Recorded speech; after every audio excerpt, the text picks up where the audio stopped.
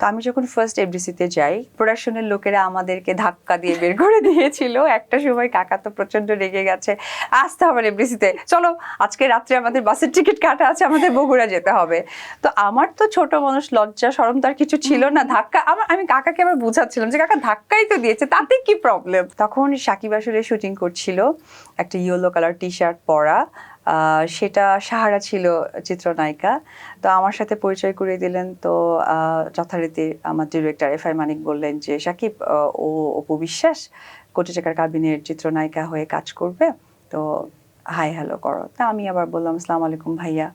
সে আবার বললো যে ভালো ভালো, ঠিক আছে। তারপর ফার্স্ট শুটিং আমার হয়েছিল সাভারে, এবং ফার্স্ট দিনের শুটিংটাই ছিল একদম আমার জন্য অসম্ভব ভীতিকর একটা ব্যবস্থা। তারপরে সুচরিতা ম্যাম ছিল, তারপরে শাকিব খান ছিল, মিশা ভাই ছিল, Big ডিপজল star. ভাই, সবাই। মানে আমি তো ভয়ে মনে হচ্ছে একদিন আমার বের হতো না।